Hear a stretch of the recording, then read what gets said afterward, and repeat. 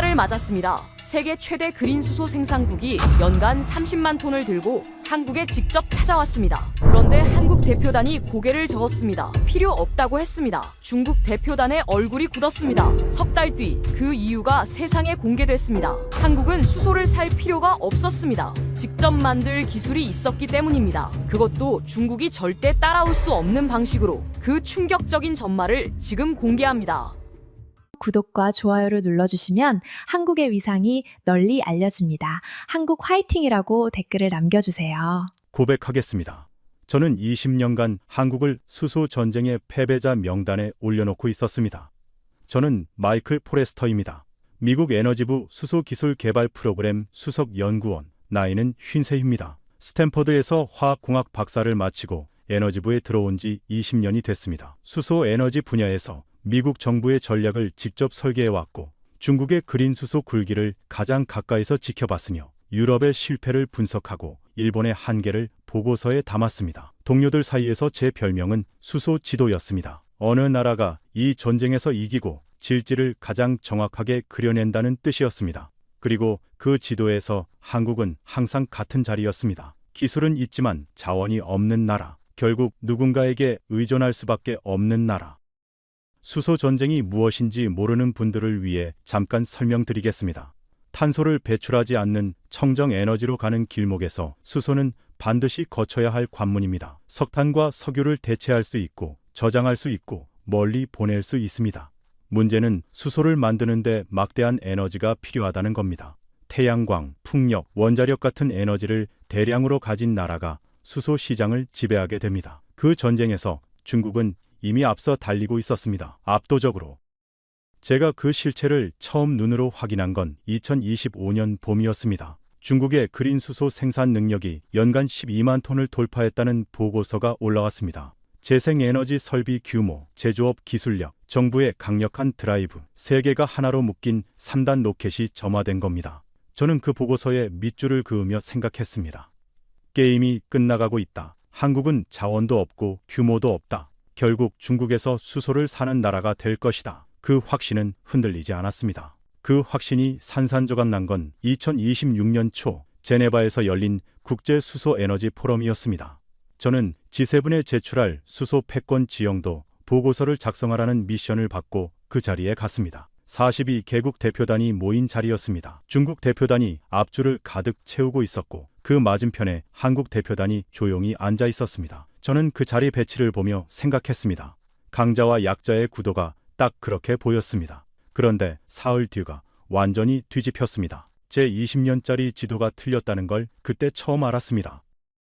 제가 에너지부에 처음 들어온 건 2006년이었습니다. 스탠퍼드 박사 논문 주제가 수소 생산 촉매였습니다. 그때만 해도 수소는 미래 에너지 담론의 변방이었습니다. 지도 교수가 말했습니다. 포레스터, 수소는 50년 후 이야기야. 지금 당장 취직이 되겠어? 저는 웃으며 에너지부 문을 두드렸습니다. 수소가 50년 후 이야기라면 지금 시작하는 사람이 그 50년을 설계하는 사람이 된다고 생각했습니다.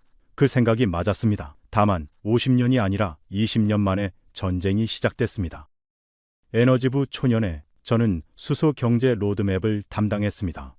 미국이 수소를 어떻게 만들고 어떻게 저장하고 어떻게 운반할지를 설계하는 일이었습니다. 그 과정에서 세계 각국의 수소 전략을 샅샅이 분석했습니다. 유럽은 풍력 기반의 그린 수소를 밀었습니다.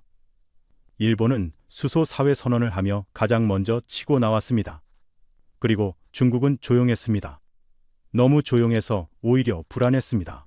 조용한 중국이 무서운 중국이라는 걸 저는 이미 반도체에서 배운 적이 있었습니다. 2015년 저는 처음으로 중국 내몽골 출장을 갔습니다. 현지 재생에너지 시설 실사였습니다. 풍력 터빈이 지평선 끝까지 줄지어 서 있었습니다.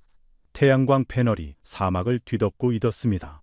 저는 그 광경을 보며 직감했습니다. 이건 그냥 전기를 만드는 게 아니다. 수소를 만들 원료를 쌓고 있는 거다. 중국이 3단 로켓을 조립하고 있었습니다. 재생에너지, 제조업 기술력, 국가의 강력한 드라이브, 그 세 개가 묶이면 어떤 나라도 따라갈 수 없는 괴물이 됩니다.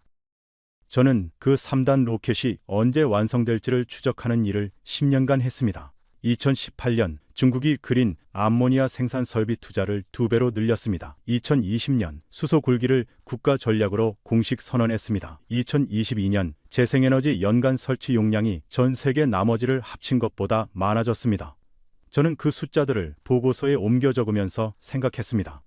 이건 따라잡기 불가능한 격차다.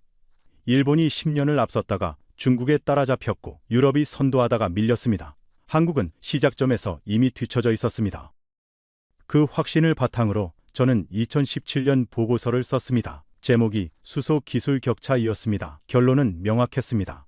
수소 전쟁은 자원을 가진 나라가 이긴다. 그리고 그 자원이 없는 나라는 결국 수소를 수입하는 나라가 된다. 보고서에는 국가별 분류표가 있었습니다.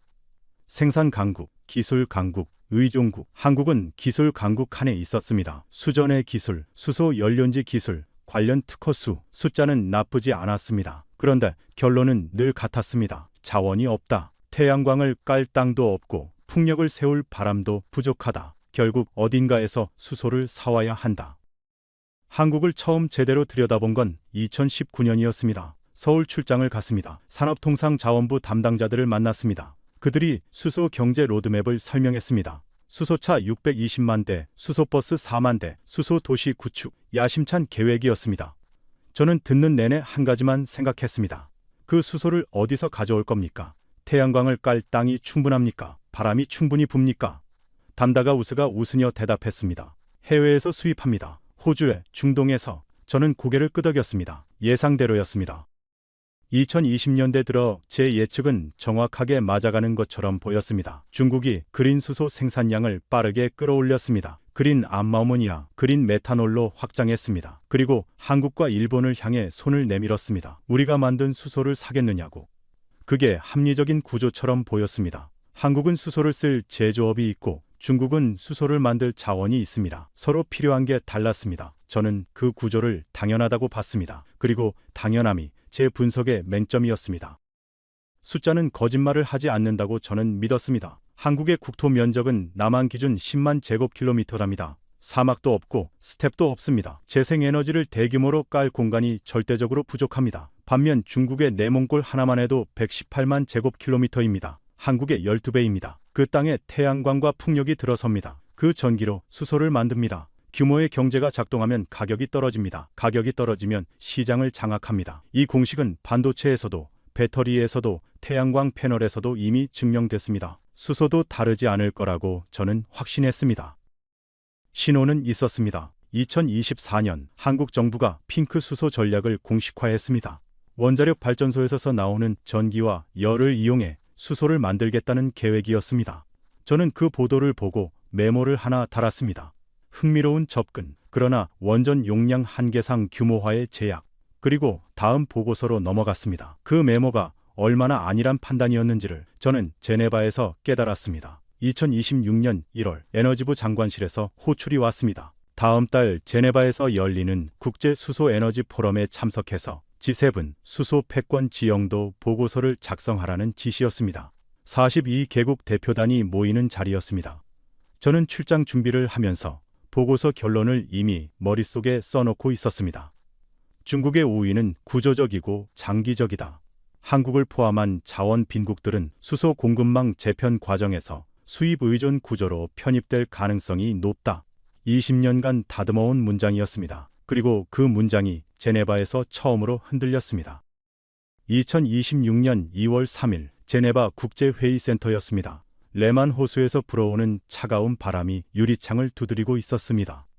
로비에 들어서자 각국 대표단 명찰이 줄지어 걸려 있었습니다. 42개국, 미국, 독일, 일본, 호주, 사우디, 그리고 중국. 중국 대표단 명찰이 유독 많았습니다. 12명이었습니다. 저는 명찰을 찾으며 생각했습니다. 중국이 이 포럼을 얼마나 중요하게 보는지가 숫자로 보였습니다. 그리고 그 맞은편 테이블에 한국 대표단 명찰이 3개 놓여 있었습니다. 첫날 오전 전체 회의가 시작됐습니다. 의장이 발언 순서를 안내했습니다. 첫 번째 발표자가 단상에 올랐습니다. 저는 그 순간을 지금도 정확히 기억합니다. 검은 정장에 붉은 타이를 맨 남자였습니다. 키가 크고 목소리가 낮았습니다. 발표 전에 슬라이드를 한번 훑어보고 청중을 천천히 둘러보는 버릇이 있었습니다. 마치 자신의 말을 들을 준비가 됐는지 확인하는 것처럼. 리웨이, MIT 에너지 경제학 교수, 나이 55. 중국계 미국인이었지만 베이징과 워싱턴을 오가며 중국 수소 굴기의 이론적 설계자 역할을 해온 인물이었습니다. 수소 분야에서 그를 모르는 사람이 없었습니다.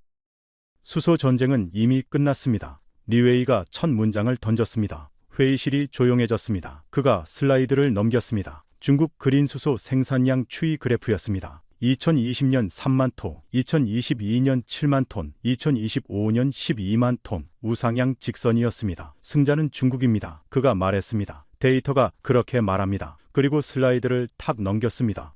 다음 화면에는 중국의 재생에너지 결비 규모가 나왔습니다. 태양광 누적 설치 용력 세계 1위, 풍력 누적 설치 용량 세계 1위, 이 인프라가 수소 생산의 원료입니다. 리웨이가 강조했습니다. 원료를 가진 나라가 이깁니다. 저는 발표를 들으며 노트에 메모를 했습니다. 틀린 말이 없었습니다. 숫자도 맞았고 논리도 맞았습니다. 리웨이가 계속했습니다. 한국과 일본은 이미 우리 수소의 고객이 될 준비를 하고 있습니다. 우리는 연간 30만 톤의 그린 암모니아를 이 두 나라에 공급할 계획입니다. 그가 새 슬라이드를 올렸습니다. 공급 루트 지도였습니다. 중국 내몽골에서 출발한 선이 한국과 일본으로 향하고 있었습니다. 이건 계획이 아닙니다. 리웨이가 말했습니다. 이미 진행 중인 현실입니다.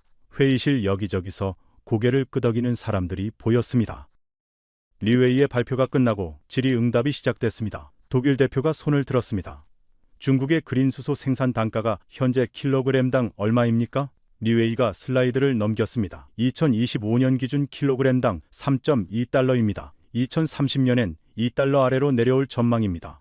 독일 대표가 고개를 끄덕였습니다. 저도 메모를 했습니다. 2달러, 현재 유럽산 그린 수소 평균 생산 단가가 킬로그램당 6달러였습니다. 중국이 가격을 절반으로 낮추면 시장이 재편됩니다. 저는 그 숫자 옆에 밑줄을 그었습니다. 리웨이의 논리가 갈수록 단단해지고 있었습니다. 발표가 끝나고 쉬는 시간이었습니다. 커피를 들고 창가로 갔습니다. 레만 호수가 보였습니다. 잿빛 하늘 아래 호수가 잔잔했습니다. 누군가 옆에 섰습니다. 스웨덴 IEA 소속 에마 라슨이었습니다. 에너지 전환 분석 전문가 36살. 조용한 사람이었지만 회의장에서 가장 날카로운 질문을 던지는 인물이었습니다. 리웨이 발표 어떻게 들으셨어요? 그녀가 물었습니다. 저는 커피를 한 모금 마시고 대답했습니다. 틀린 게 없더군요. 에마가 잠시 창밖을 바라봤습니다. 그리고 말했습니다. 그런데 그 사람, 한국 원전 데이터를 발표에 넣지 않았어요. 저는 그 말의 무게를 그때는 몰랐습니다. 그때 뒷자리에서 손이 하나 올라왔습니다. 한국 대표단 중 한 명이었습니다. 젊었습니다. 30 초반으로 보였습니다. 그가 말했습니다. 교수님, 핑크 수소에 대해서는 어떻게 평가하십니까? 리웨이가 잠시 멈췄습니다. 그리고 슬라이드를 탁 넘겼습니다. 핑크 수소는 원자력 전기를 이용한 수소 생산입니다. 기술적으로는 가능합니다. 그가 말했습니다. 그런데 경제성이 문제입니다. 원전 전기는 비쌉니다. 그 비싼 전기로 수소를 만들면 그린 수소보다 단가가 높게 나옵니다. 시장에서 경쟁이 안 됩니다. 그는 다음 슬라이드로 넘어갔습니다. 한국 대표가 조용히 앉았습니다. 저도 같은 생각이었습니다. 오후 회의가 시작됐습니다. 리웨이가 다시 단상에 올랐습니다. 이번엔 국가별 수소 경쟁력 지수 발표였습니다. 화면에 표가 나타났습니다. 생산 역량, 기술력, 인프라, 정책 지원 4개 항목이었습니다. 중국이 종합 1위였습니다. 호주 2위, 독일 3위, 미국 4위, 그리고 한국은 12위였습니다. 기술력 항목에서만 6위였고 나머지는 모두 하위권이었습니다. 기술이 있어도 자원이 없으면 의미가 없습니다. 리웨이가 말했습니다. 수소는 만들 수 있는 나라가 파는 나라가 됩니다. 살 수밖에 없는 나라는 영원히 을입니다. 그의 말이 회의실에 울려 퍼졌습니다. 한국 대표단이 앉아있는 자리를 저도 모르게 봤습니다. 3명 모두 정면을 바라보고 있었습니다. 표정을 읽을 수 없었습니다. 그날 저녁이었습니다. 에마 라슨이 제 방 앞으로 서류 봉투 하나를 밀어 넣었습니다. 메모가 붙어 있었습니다. 내일 아침 보세요. 리웨이가 빠뜨린 숫자들입니다. 저는 봉투를 열었습니다. 데이터 시트 여러 장이 나왔습니다. 첫 페이지 상단에 밑줄이 그어져 있었습니다. 한국 원전 방 용량 현황 및 핑크 순소 생산 시뮬레이션. 저는 첫 줄을 읽고 멈췄습니다. 그리고 처음부터 다시 읽었습니다. 아직 꺼내지 않은 카드가 있었습니다. 저녁 만찰이었습니다. 각국 대표단이 테이블에 섞여 앉았습니다. 리웨이가 제 맞은편에 앉았습니다. 와인잔을 들며 그가 말했습니다. 포레스터, 당신 보고서 잘 읽었습니다. 수소 기술 격차 보고서이죠. 저는 고개를 끄덕였습니다. 결론이 맞았습니다. 그가 말했습니다. 자원이 없는 나라는 의존할 수밖에 없어요. 그게 경제의 논리입니다. 저는 와인을 한 모금 마셨습니다. 틀린 말이 없었습니다. 그런데 뭔가 마음 한켠이 불편했습니다. 리웨이의 말이 맞는데 왜 불편한지를 저는 그때 설명할 수 없었습니다. 그 답을 찾은 건 그날 밤 에마 라슨의 봉투를 열고 나서였습니다. 다음 날 아침 7시였습니다. 저는 에마 라슨이 밀어넣은 봉투를 들고 회의장 1층 카페에 앉아 있었습니다. 바깥으로 레만 호수의 안개가 깔려 있었습니다. 커피 한 잔을 시켜놓고 데이터 시트를 펼쳤습니다. 첫 페이지 제목이 이랬습니다. 한국 원전 기반 핑크 수소 생산 시뮬레이션 2026에서 이겐 40점. 저는 첫 줄부터 천천히 읽기 시작했습니다. 읽을수록 손끝이 서늘해졌습니다. 제가 20년간 한국 분석에서 빠뜨린 숫자들이 거기 있었습니다. 한국의 원전 발전 설비 용량은 2026년 기준 26.6기가와트였습니다. 원전 26기, 전체 발전량의 30%를 담당하고 있었습니다. 저는 그 숫자를 보며 계산을 시작했습니다. 원전 1기가 1기가와트입니다. 그 전력으로 수소를 만들면 연간 약 34만 6천 톤의 천연가스를 대체할 수 있습니다. 한국이 연간 쓰는 천연가스가 3,400만 톤입니다. 원전 1기는 천연가스 수요의 1%입니다. 저는 숫자를 다시 확인했습니다. 26기면 26%입니다. 그리고 한국은 원전을 더 짓고 있었습니다. 2030년까지 추가 6기, 32기면 32%입니다. 에마가 카페로 들어왔습니다. 그녀는 제 맞은편에 앉으며 말했습니다. 다 읽으셨어요? 저는 고개를 끄덕였습니다. 리웨이가 어제 핑크수소 경제성 없다고 했는데요. 제가 말했습니다. 원전 전기가 비싸다고. 에마가 커피를 한 모금 마셨습니다. 현재 기준으로는 맞습니다. 그녀가 말했습니다. 그런데 기술 효율을 1.7V에서 1.5V로 낮추기만 해도 핑크수소 생산 단가가 현재 천연가스 가격과 같아집니다. 킬로그램당 1,300원 수준이요. 저는 잠시 멈췄습니다. 그 기술 개발이 어디까지 됐습니까? 에마가 두 번째 페이지를 가리켰습니다. 서울과학기술대와 카이스트에서 이미 실험실 수준에서 달성했습니다. 2027년 파일럿 플랜트 목표입니다. 점심시간이었습니다. 저는 에마와 샌드위치를 들고 구석 자리에 앉았습니다. 그녀가 데이터 시트 네 번째 장을 펼쳤습니다. 리웨이가 발표해서 또 하나 뺀 게 있어요. 그녀가 말했습니다. SMR, 소형 모듈 모듈 원자로 데이터입니다. 저는 잔을 내려놓았습니다. SMR은 기존 대형 원전보다 훨씬 작고 빠르게 지을 수 있는 차세대 원자로였습니다. 한국이 ISMR 개발을 거의 완료했습니다. 에마가 말했습니다. 용량 170가와트짜리입니다. 대형 원전 1기의 17분의 1이지만 공장에서 모듈처럼 찍어낼 수 있습니다. 그걸 수소 생산 전용으로 붙이면 입지 제약 없이 어디서든 핑크 수소를 만들 수 있습니다. 저는 메모를 멈추고 에마를 봤습니다. 그게 언제 나옵니까? 그녀가 대답했습니다. 2030년 실증 목표입니다. 오전 회의가 시작됐습니다. 이번엔 국가별 발표 순서였습니다. 한국 대표단 차례가 왔습니다. 어제 리웨이에게 핑크수소 질문을 던졌던 그 젊은 대표가 단상에 올랐습니다. 이름이 이준혁이었습니다. 한국산업통상자원부 에너지정책과장이었습니다. 그가 발표를 시작했습니다. 한국은 수소를 수입하지 않겠습니다. 회의실이 술렁였습니다. 리웨이가 앞줄에서 미간을 좁혔습니다. 이준혁이 슬라이드를 넘겼습니다. 우리는 원전을 이용해 직접 만들겠습니다.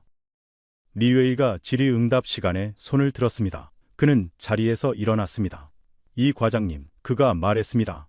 어제도 말씀드렸지만 핑크 수소의 경제성 문제가 있습니다. 원전 전기 단가가 킬로그램당 환산 시 중국 그린 수소보다 높습니다. 시장에서 경쟁이 안 됩니다. 이준혁이 고개를 끄덕였습니다.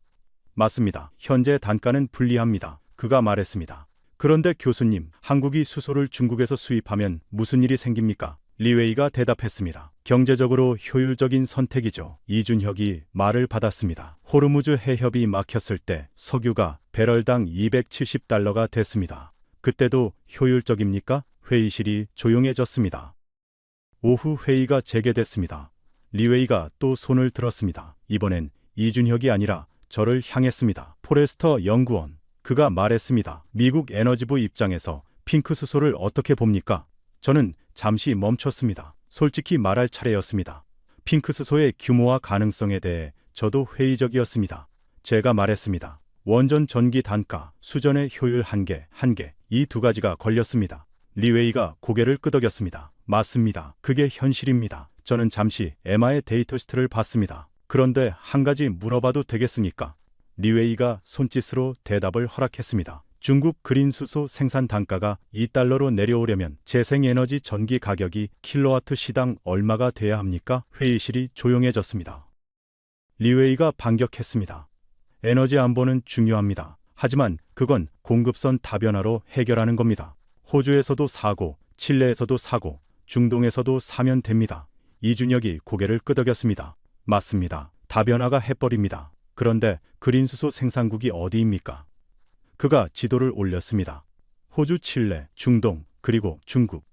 그 모든 공급선의 핵심 인프라가 누구 기술입니까? 잠시 침묵이 흘렀습니다. 수전의 장비, 암모니아 합성 설비, 운반선. 지금 그 시장의 60%를 중국 기업이 장악하고 있습니다. 공급선을 다변화해도 기술 의존은 하나로 수렴합니다. 리웨이의 턱 근육이 미세하게 움직였습니다.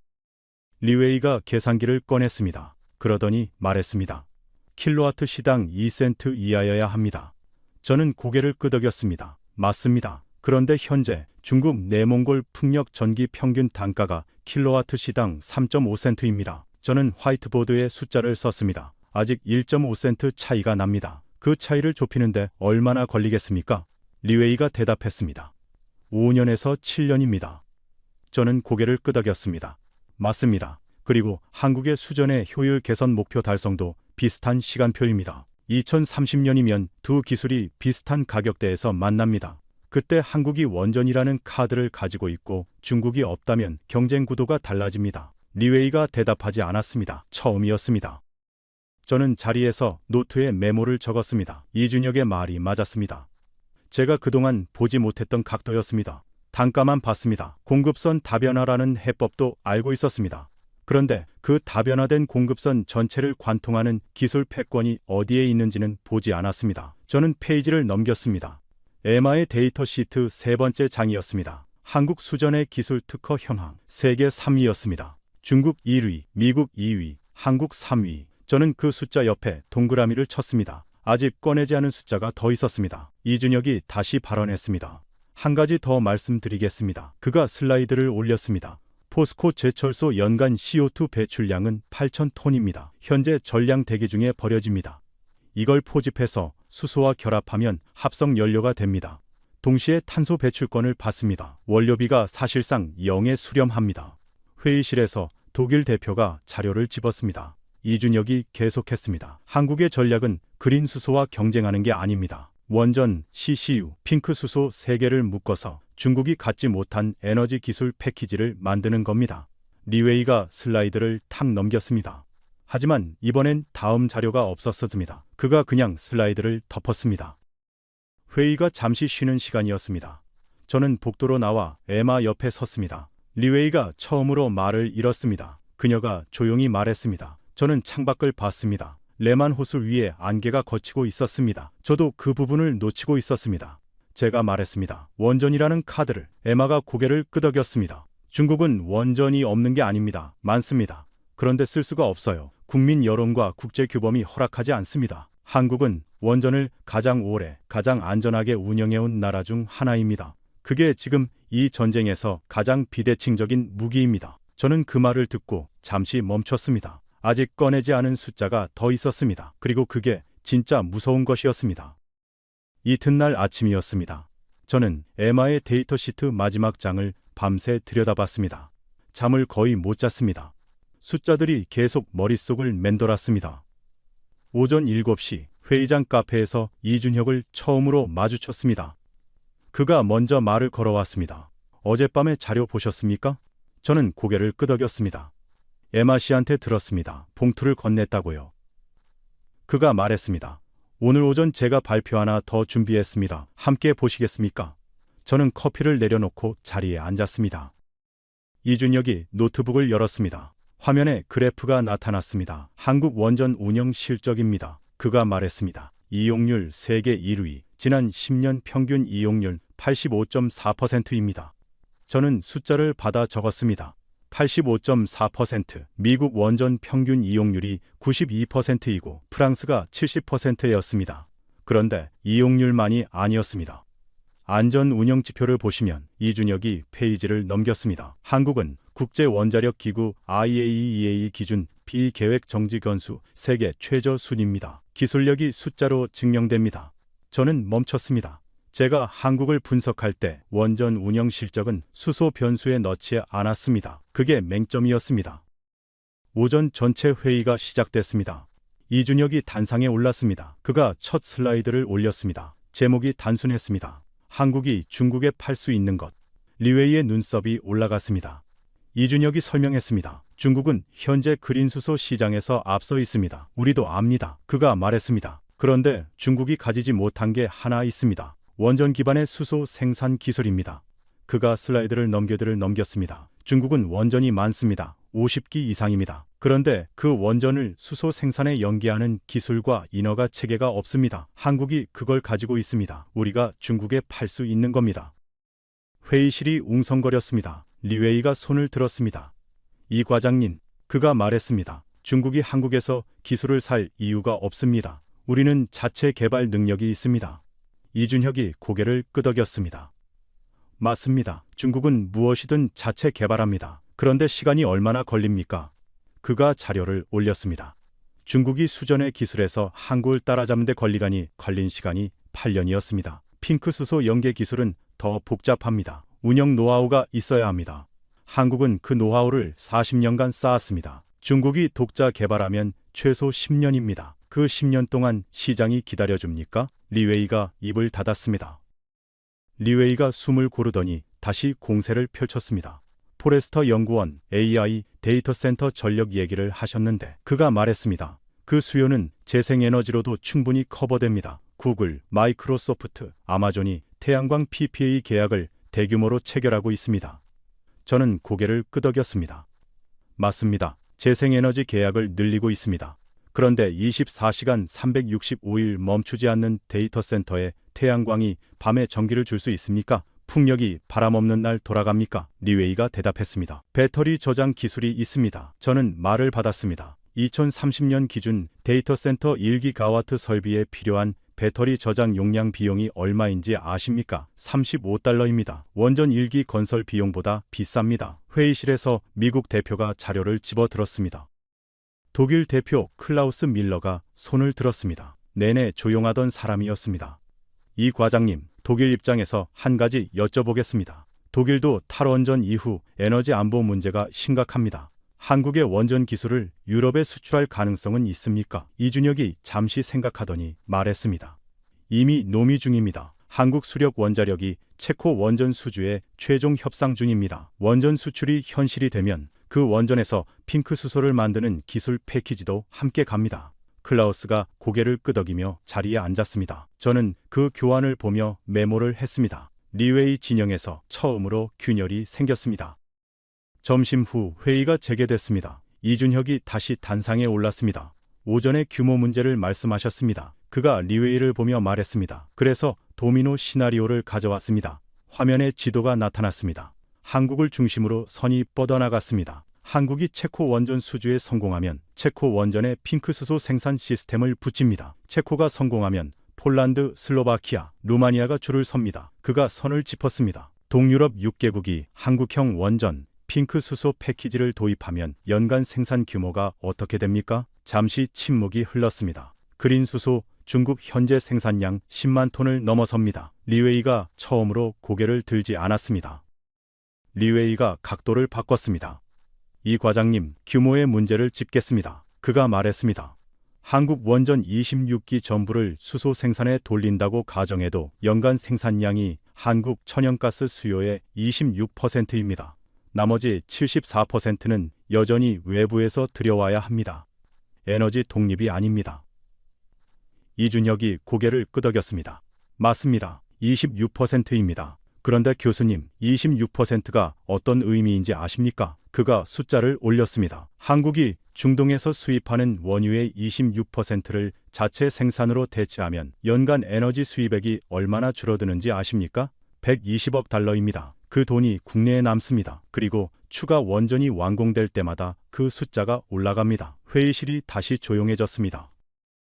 클라우스 밀러가 다시 발언했습니다. 이번엔 리웨이를 향했습니다. 교수님, 제가 하나 여쭤봐도 되겠습니까? 리웨이가 고개를 끄덕였습니다. 중국의 그린 수소 공급망이 확대되면 그 핵심 기술과 장비를 중국 기업이 독점하게 됩니다. 수소를 수입하는 나라는 에너지 공급 의존뿐 아니라 기술 의존까지 생깁니다. 그건 에너지 안보상 리스크 아닙니까? 리웨이가 대답했습니다. 글로벌 공급망은 상호 의존이 기본입니다. 클라우스가 고개를 저었습니다.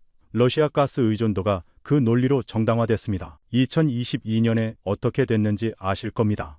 회의실이 완전히 조용해졌습니다. 리웨이가 슬라이드를 집었습니다. 넘기지 않았습니다.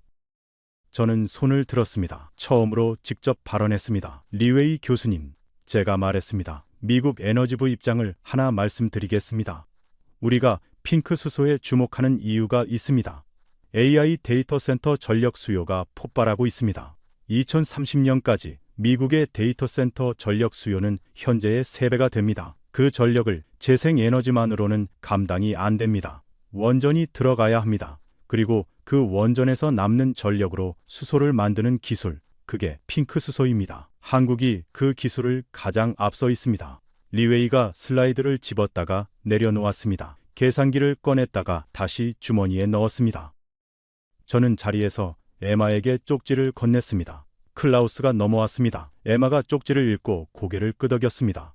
클라우스는 회의 첫날부터 리웨이 발표에 고개를 끄덕이던 사람이었습니다. 그 사람이 직접 러시아 가스 비율을 꺼냈다는 건 달랐습니다. 독일이 그 상처를 얼마나 깊이 간직하고 있는지를 알기 때문이었습니다. 리웨이가 뒷줄을 돌아봤습니다. 중국 대표단을 확인하는 것 같았습니다. 그리고 다시 앞을 봤습니다. 그의 턱선이 굳어 있었습니다. 처음 보는 표정이었습니다. 에마가 제 옆에서 조용히 말했습니다. 아직 꺼내지 않은 게 있습니다. 저는 그녀를 봤습니다. 오늘 오후 이준혁 씨가 마지막 카드를 꺼낼 겁니다. 그걸 보고 나면 리웨이가 말을 못할 겁니다. 저는 그 말의 무게를 느꼈습니다. 이틀간 이 회의실에서 리웨이는 단 한 번도 완전히 침묵한 적이 없었습니다. 슬라이드가 없으면 말로 덮었고 말이 막히면 숫자로 돌아왔습니다. 항상 다음 카드가 있었습니다. 그 사람이 처음으로 슬라이드를 덮고 앉아 있었습니다. 그 침묵이 무엇을 의미하는지 저는 오후 회의가 시작되기 전까지는 온전히 몰랐습니다. 하지만 그것보다 더 무거운 게 남아 있었습니다. 이준혁이 마지막 슬라이드를 올렸습니다. 숫자 하나만 더 보여드리겠습니다. 그가 말했습니다. 화면에 숫자가 하나 떴습니다. 2037년 그리고 그 아래 500억 달러 핑크수소 시장 전망치입니다. 이준혁이 말했습니다. 현재 7억 달러에서 2037년 500억 달러로 성장합니다. 연평균 성장률 48%입니다. 그 시장의 기술 표준을 누가 쥐느냐가 이 전쟁의 진짜 판도입니다. 그가 슬라이드를 닫았습니다. 한국은 그 표준을 만들고 있습니다. 회의실이 고요했습니다. 리웨이가 아무 말도 하지 않았습니다. 5초, 10초 슬라이드를 짚지 않았고 계산기도 꺼내지 않았습니다. 그냥 화면을 보고 있었습니다. 오후 회의가 시작되기 직전이었습니다. 이준혁이 제 자리 앞에 자료 하나를 내려놓고 갔습니다. 말없이 그냥 놓고 갔습니다. 표지에 아무 제목도 없었습니다. 날짜만 있었습니다. 1978년 4월 29일. 저는 첫 장을 넘겼습니다. 한국 고리 원자력 발전소 이루기 준공 당일 기술자 일지였습니다. 책임 엔지니어 박정수. 첫 줄이 이랬습니다. 오늘 드디어 불이 들어왔다. 48년 전 이 땅에서 일어난 전쟁의 잿더미 위에서 우리가 원자의 불을 켰다. 저는 손끝이 멈추는 걸 느꼈습니다. 다음 장을 넘겼습니다. 1980년 미국 기술자들이 철수했다. 이제 우리끼리다. 도면을 다시 펼쳤다. 처음부터 다시 읽었다. 1985년 냉각제 펌프 이상으로 비상 정지. 원인 분석에 72시간. 한숨도 못 잤다. 그래도 찾아냈다. 저는 페이지를 빠르게 넘겼습니다. 기록이 수십 년에 걸쳐 이어졌습니다. 1호기 박정수의 기록이 끝나는 페이지가 있었습니다. 그리고 다음 페이지부터 새 필체가 시작됐습니다. 아들이었습니다. 박준영, 2003년부터였습니다. 아버지가 켠불 앞에서 일을 시작했다. 무겁다. 2011년 후쿠시마 사고 직후 전 세계가 원전을 끄고 있다. 우리는 어떻게 해야 하느냐고 회의가 열렸다. 나는 말했다. 더 잘 만들면 된다. 2016년 UAE 원전 수출 첫 삽을 떴다. 아버지한테 전화했다. 수화기 넘어 아버지가 울었다. 저는 그 문장 앞에서 오래 멈췄습니다. 수화기 넘어 아버지가 울었다. 1978년 잿더미 위에서 원자의 불을 켠 사람이 그 불이 아랍에미리트까지 건너갔다는 소식에 울었습니다. 그 불 하나가 40년을 건너온 겁니다. 저는 22년간 에너지를 숫자로 봤습니다. 기가와트, 킬로그램, 달러. 그런데 이 기록에는 숫자가 없었습니다. 아버지와 아들과 원자의 불이 있었습니다. 저는 눈가가 뜨거워지는 걸 느꼈습니다. 그리고 마지막 페이지였습니다. 세 번째 필체였습니다. 손자였습니다. 박시온, 2024생이었습니다. 할아버지의 원전이 이제 수소를 만든다. 할아버지가 켠 불이 수소가 되어 다음 세대에게 간다. 이게 우리가 해야 할 일이라고 생각한다. 저는 그 문장을 3번 읽었습니다. 1978년부터 2024년까지 46년, 전쟁의 잿더미에서 시작해서 수소시대의 원료까지 한 가족이 한 원전 앞에서 그 시간을 건넜습니다. 그 기록집에는 한 줄이 더 있었습니다. 1997년 IMF 외환위기 직후 박준영의 일지였습니다. 나라가 파산했다. 회사에서 구조조정 명단이 돌았다. 원전 인력을 줄이겠다고 했다. 나는 반대했다. 원전은 사람이 하는 일이다. 사람이 빠지며 기술이 빠진다. 기술이 빠지면 40년이 빠진다. 그는 반대했고 살아남았습니다. 그리고 그 10년 뒤 그가 지켜낸 팀이 UAE 원전 수주를 이뤄냈습니다. 저는 그 흐름을 읽으며 생각했습니다. 위기 때 포기하지 않은 사람들이 결국 다음 챕터를 쓴다는 것을, 한국이 늘 그래왔다는 것을. 저는 자료를 들고 이준혁을 찾았습니다. 그가 발표 준비를 하고 있었습니다. 이거 어디서 난 겁니까? 제가 물었습니다. 그가 고개를 들었습니다. 고리 원전 기술자 가족들이 자발적으로 기록을 모아서 만든 겁니다. 정부 자료가 아닙니다. 지난달에 제가 현장에 갔다가 받았습니다. 저는 잠시 말이 없었습니다. 왜 저한테 줬습니까? 이준혁이 잠시 생각하더니 말했습니다. 숫자로는 설명이 안 되는 게 있으니까요. 한국이 원전을 포기하지 않은 이유가 거기 있습니다. 한국 전쟁이 끝난 1953년 이 나라의 1인당 GDP는 67달러였습니다. 전기도 제대로 없었습니다. 그 나라가 25년 만에 원자력 발전소를 세웠습니다. 그리고 다시 46년이 지나 그 원전이 수소를 만드는 원료가 됐습니다. 저는 그 시간의 흐름이 단순한 기술 발전이 아니라는 걸 깨달았습니다. 포기하지 않는 것의 축적이었습니다. 박정수가 도면을 다시 펼쳤고 박준영이 구조정에 반대했고 박시온이 수소시대를 이었습니다. 그 연결이 끊기지 않았기 때문에 지금 이 회의실에서 이준혁이 저 자료를 화면에 올릴 수 있었습니다. 오후 회의가 시작됐습니다. 이준혁이 단상에 올라 이 기록을 화면에 띄웠습니다. 1978년 4월 29일. 이게 한국 핑크수소의 출발점입니다. 그가 말했습니다. 기술이 아닙니다. 이 기록입니다. 회의실이 완전히 조용해졌습니다. 리웨이가 화면을 봤습니다. 슬라이드를 넘기지 않았습니다. 저는 그의 옆얼굴을 봤습니다. 턱선이 굳어 있었습니다. 경직이었습니다. 여유가 아니었습니다. 에마가 제 옆에서 낮게 말했습니다. 46년입니다. 중국이 따라잡으려면 46년이 걸립니다. 저는 그 말을 들으며 손에 든 자료를 봤습니다. 박정수, 박준영, 박시온 세 사람의 필체가 겹쳐 있었습니다. 숫자가 말해주지 않는 것들이 있었습니다. 20년간 저는 그것들을 보지 않았습니다. 한국을 자원이 없는 나라로 분류할 때 저는 이 세 사람을 본 적이 없었습니다. 그들이 쌓은 것이 지금 수소 전쟁의 가장 무거운 카드가 됐습니다. 오후 회의가 재개됐습니다. 이준혁이 기록집을 화면에서 내리고 새 슬라이드를 올렸습니다. 마지막 숫자를 보여드리겠습니다. 그가 말했습니다. 화면에 표 하나가 나타났습니다. 2030년, 2035년, 2040년 세 개의 시간축이었습니다. 한국 원전 추가 건설 계획에 따른 핑크수소 생산 시뮬레이션입니다. 그가 첫 번째 줄을 짚었습니다. 2030년 원전 32기 기준 연간 핑크수소 생산 가능량, 천연가스 환산 880만 톤. 저는 받아 적었습니다. 880만 톤. 한국 연간 천연가스 수요의 26%였습니다. 2035년 ISMR 상용화 이후 추가 20기 가정 시 1540만 톤. 리웨이가 자료를 들었습니다. 45%였습니다. 2040년 2200만 톤. 회의실이 조용해졌습니다. 65%였습니다. 리웨이가 다시 각도를 바꿨습니다. 마지막 시도였습니다. 한 가지만 더 짚겠습니다. 그가 말했습니다. 원전은 건설 비용이 문제입니다. 한국 신규 원전 1기에 6조 원 이상 들어갑니다. 그 돈으로 태양광을 깔면 훨씬 많은 전기를 만들 수 있습니다. 이준혁이 고개를 끄덕였습니다. 맞습니다. 태양광이 단가로는 유리합니다. 그런데 교수님, 한국에서 태양광이 하루 24시간 전기를 만듭니까?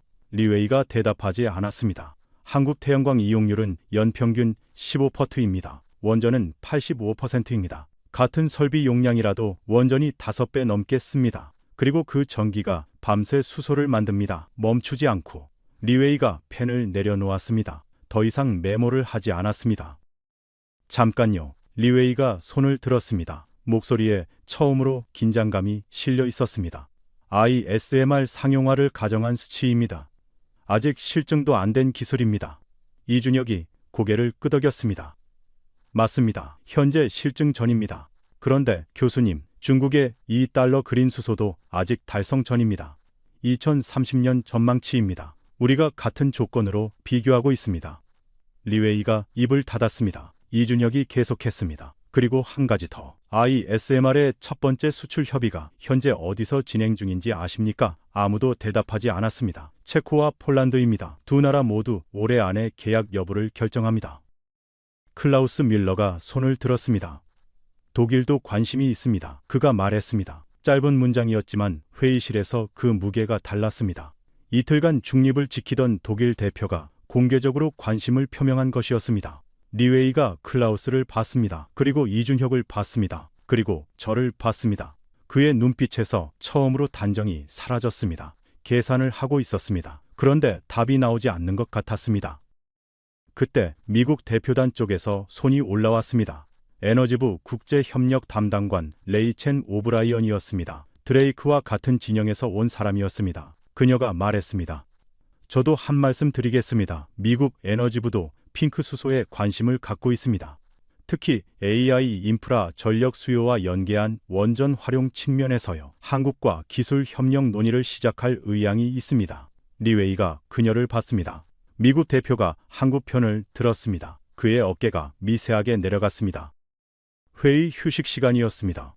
저는 복도로 나왔습니다. 이준혁이 뒤따라 나왔습니다. 우리는 잠시 나란히 서서 레만 호수를 바라봤습니다. 어떻게 생각하십니까? 그가 물었습니다. 저는 솔직하게 말했습니다.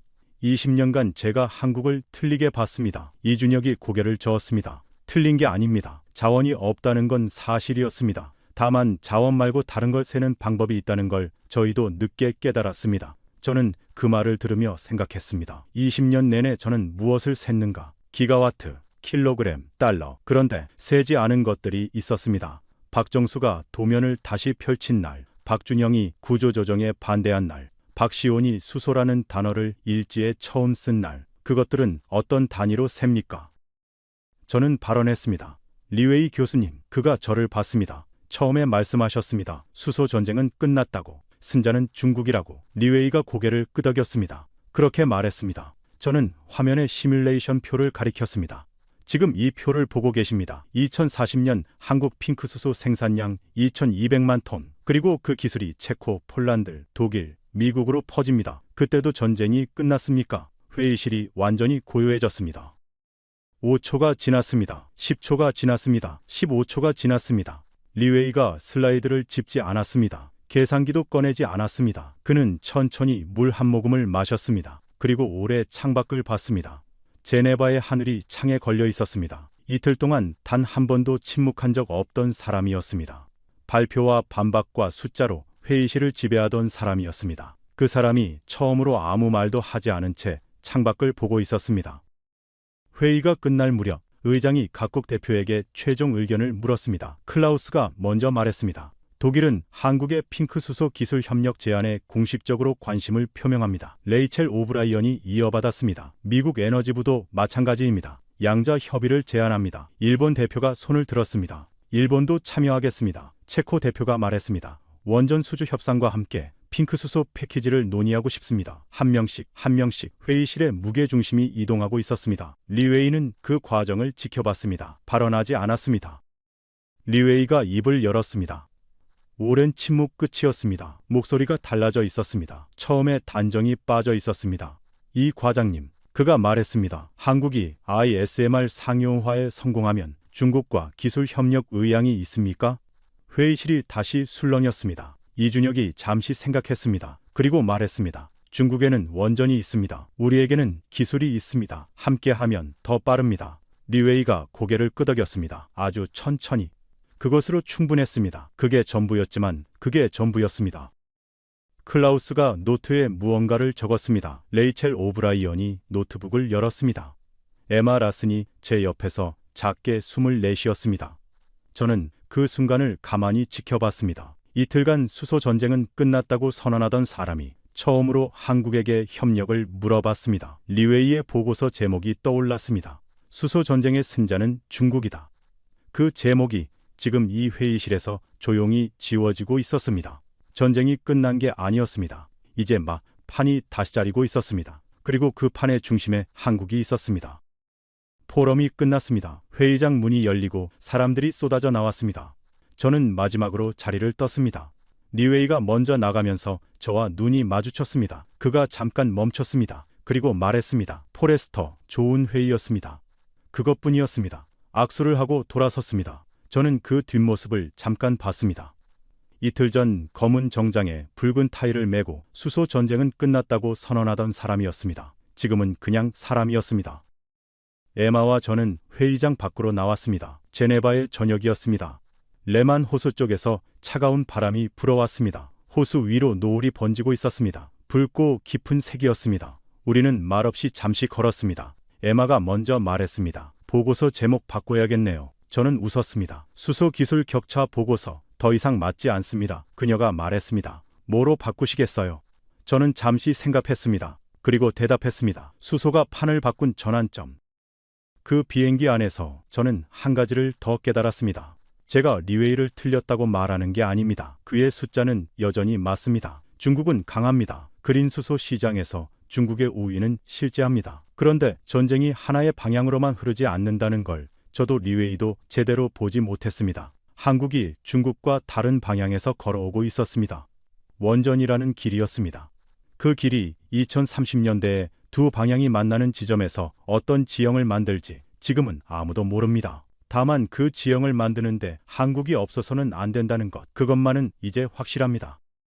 다음 날 아침 저는 혼자 레만 호수 산책로를 걸었습니다. 이른 시간이었습니다. 호수 위로 안개가 깔려 있었고 물새 한 마리가 수면을 스치며 날아갔습니다. 저는 주머니에 손을 넣고 천천히 걸으면서 생각했습니다. 20년간 제가 본 에너지 전쟁의 패자들이 있었습니다. 석유를 팔다가 셰일가스에 밀린 나라들, 석탄에 의존하다 재생에너지에 뒤처진 나라들. 공통점이 있었습니다. 가진 것에 기댔습니다. 가진 것이 강점이었기 때문에 다른 길을 찾지 않았습니다. 한국은 처음부터 가진 게 없었습니다. 그래서 다른 길을 찾았습니다. 그게 역설이었습니다. 저는 호텔로 돌아가면서 20년을 돌아봤습니다. 2006년 에너지부에 들어온 날부터였습니다. 수소 지도를 그려온 20년이었습니다. 그 지도에서 한국은 항상 같은 자리였습니다. 자원이 없는 나라, 의존할 수밖에 없는 나라.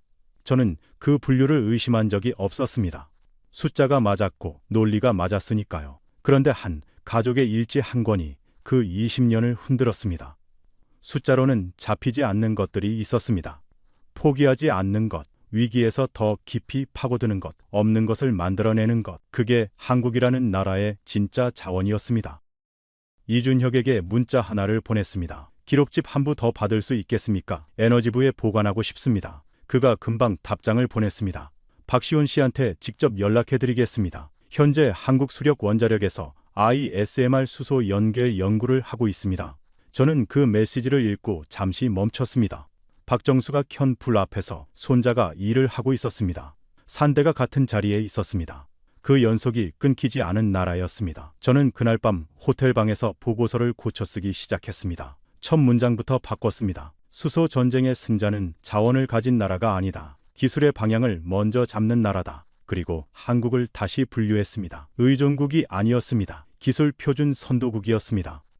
2004년에 제가 에너지부 면접에서 대답했습니다. 에너지 안보란 공급선을 다변화하고 비축량을 확보하는 것이라고. 그날 밤 저는 그 대답에 한 줄을 더했습니다. 그리고 없는 것을 만드는 기술을 가지는 것이라고.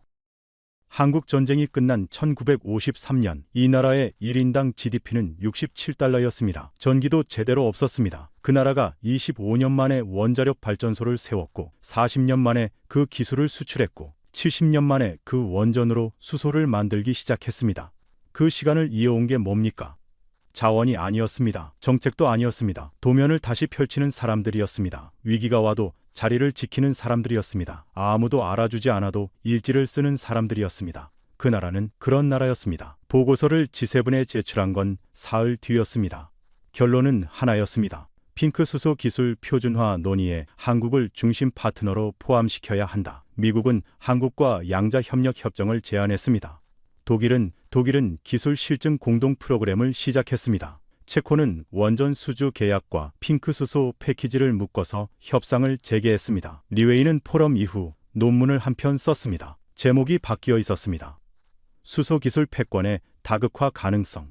그의 언어가 달라졌습니다. 워싱턴으로 돌아오는 비행기 안에서 저는 노트북을 열었습니다. 보고서 초안을 다시 읽었습니다. 20년간 쓴 수소 기술 격차 보고서의 문장들이 거기 있었습니다. 자원이 없는 나라는 의존한다. 규모가 없는 나라는 뒤처진다. 저는 그 문장들을 하나씩 지웠습니다. 그리고 새로 썼습니다. 수소 전쟁의 승자는 기술의 방향을 먼저 잡는 나라다.